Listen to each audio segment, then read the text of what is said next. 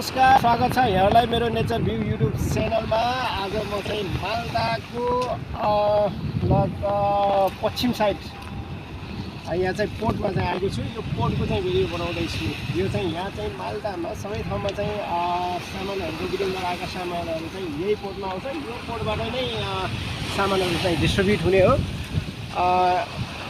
एकदम राम्रो चाहिँ इन्भाइरोमेन्ट छ, एकदम राम्रो वातावरण छ, चिसो मौसम छ। त्यसै कारणले गर्दा हामी चाहिँ घुम्न आएका छौँ। घुम्न आउने सिलसिलामा चाहिँ यो पोर्ट हेरिसकेपछि चाहिँ मैले भिडियो रेकर्ड गर्न गइराखेको छु।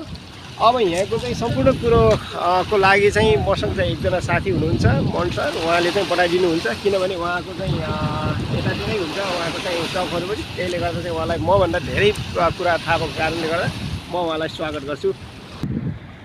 स्वागत छ मन सर यहाँलाई मेरो नेचर भ्यू युट्युब च्यानलमा। धन्यवाद धन्यवाद। तपाईँलाई चाहिँ मैले चाहिँ केही कुरा सोध्न गइरहेको छु यो पोर्टको बारेमा। यो कुन ठाउँमा पर्छ माल्टाको? यो चाहिँ माल्टाको यो चाहिँ बिर्जु पूजा भन्ने ठाउँमा पर्छ। यसलाई चाहिँ अब पश्चिम भनेको त जस बिर्जु पूजा, अर्को साइड भनौँ न माल्टा सानै छ। त्यसमा चाहिँ यो चाहिँ पश्चिमै पर्छ होला सायद है दाजु। अनि माल्टामा कतिवटा पोर्टहरू छ यहाँलाई जानकारी छ? मलाई जानकारी भएसम्म है त अहिलेसम्म चाहिँ माल्टामा भएको एउटै पोर्ट हो, फ्री पोर्ट भन्ने गरिन्छ यसलाई बिर्जु पूजा साइडमा। यहाँ चाहिँ अब देश पनि सानो, तर भनौँ देश विदेश जहाँबाट सामानहरूको चाहिँ लागि चाहिँ यहीँ एउटा पोर्ट देखिरहेको छ अहिलेसम्म, फ्री पोर्ट भनिन्छ, जसको नाम चाहिँ फ्री पोर्ट हो। अनि जति नै माल्टामा चाहिँ आइराखेको सामानहरू यही पोर्टमा आउँछ, यहाँबाट नै डिस्ट्रिब्युट हुन्छ होइन? यहाँबाट सामानहरू डिस्ट्रिब्युट हुन्छ हो, सामान लाने ल्याउने हजुर।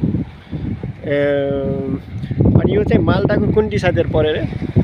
मलाई लाग्छ यो पश्चिम दिशा हो कि बिर्जु पूजा साइड हो। सामने माल्टा धेरै सानो छ, त्यसमा यो बिर्जु पूजा होला सायद। बिर्जु पूजा हो, पश्चिम पर्छ होला। हामीलाई पनि त्यति यो ठाउँको बारेमा त्यति थाहा त छैन, तर पनि यो पोर्ट चाहिँ हामीले पहिले हल्का फुल्का थाहा थियो। आज चाहिँ हामी यतैतिर घुम्न आएको कारणले गर्दाखेरि यो पोर्ट चाहिँ नजिकबाट हेर्न पाएका छौँ। एकदम राम्रो शान्त वातावरणमा छ। अहिले चाहिँ हामीले गाडीहरू त केही पनि देखिरहेको छैनौँ। एउटा चाहिँ लोडिङ भएको चाहिँ सिप यहाँ आएको रहेछ, फुल एकदम धेरै सामानहरू लोड लिएर आएको छ, कन्टेनरहरू। अनि यता पनि छ है त, यहाँ पनि एउटा आएको छ। अब मनुष्य त्यो पाल्नुपट्टि भएको चाहिँ यो चाहिँ के हो? माल्टामा तपाईँको नेपालको विद्युत प्राधिकरण भने जस्तै यहाँको चाहिँ एली माल्टा भन्छ। जस यो इलेक्ट्रिसिटी सप्लाई गर्ने ठाउँ हो, विद्युत प्राधिकरणको अफिस जस्तै हो त्यहाँ चाहिँ। अच्छा अच्छा अच्छा। ल अब म चाहिँ यतातिर घुमाएँ। आजभोलि अलिकति हरियाली पनि भएको छ। यहाँ चिसो मौसम सुरु भएदेखि नै अलिकति हरियाली हुने पारी गाउँहरू चाहिँ यहाँ भइराखेको छ। यताको सिटी पनि मैले हल्का देखाउन गइराखेको छु।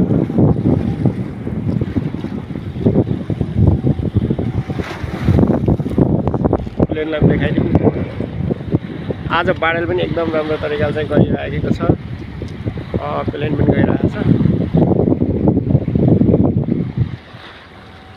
ओके गाइस, तपाईँहरूले चाहिँ यो भिडियोलाई चाहिँ हेरिसकेपछि लाइक, सब्सक्राइब अनि चाहिँ बेल आइकन पनि दबाएर चाहिँ साथ दिनु होला भन्न चाहन्छु। धन्यवाद।